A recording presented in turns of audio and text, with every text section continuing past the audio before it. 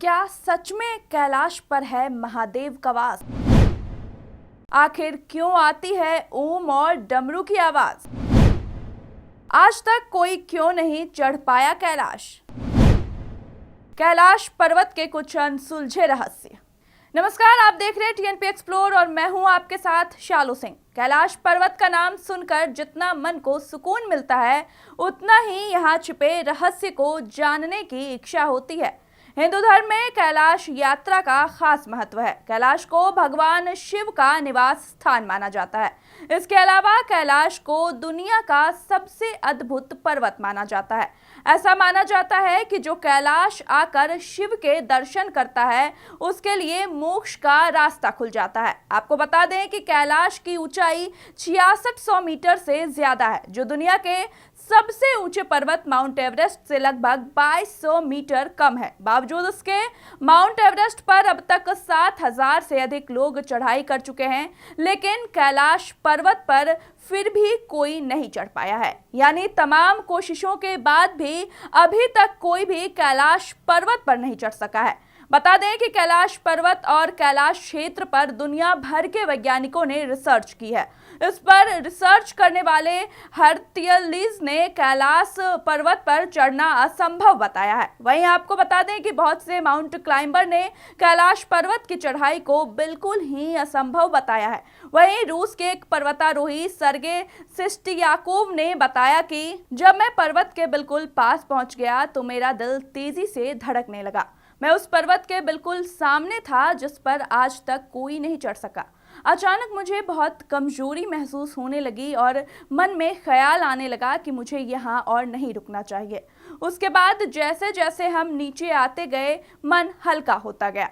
वहीं अगर इसके आकार की बात करें तो कैलाश पर्वत का महत्व इसकी ऊंचाई की वजह से नहीं, बल्कि इसके विशेष आकार की वजह से है।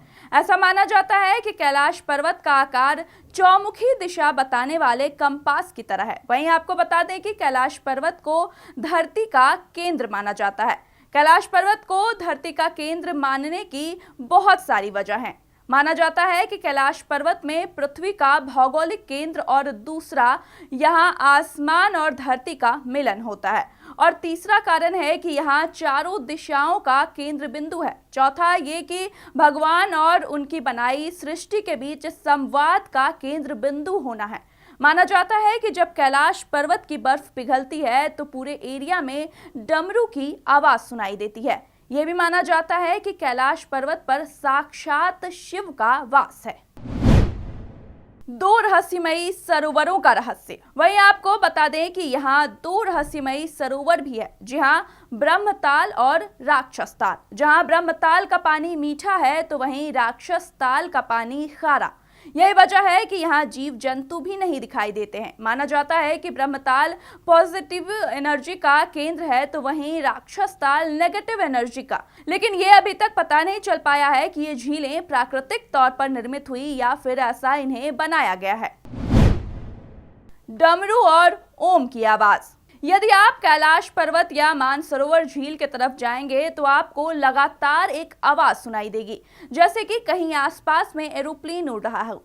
लेकिन ध्यान से सुनेंगे तो ये आवाज डमरू और ओम की ध्वनि जैसी होती है। तो वहीं एक तरफ वैज्ञानिक कहते हैं हो सकता है कि ये आवाज बर्फ के पिघलने की हो सकती हो, और ये भी एक कारण हो सकता है कि लाइट और साउंड के बीच इस तरह का मिलन होता है और इसी वजह से यहाँ से ओम की आवाजें सुनाई देती है। अब कैलाश का रहस्य तो एक अनसुलझी पहेली ही है। अब देखते हैं कब तक ये पहेली अनसुलझी रहेगी। ऐसे ही और भी रहस्यमय खबरों के लिए देखते रहिए टीएनपी एक्सप्लोर। टीएनपी एक्सप्लोर ऐसी ही वीडियोज के लिए चैनल को लाइक करें, शेयर करें, सब्सक्राइब करें और बेल आइकॉन दबाना न भूलें।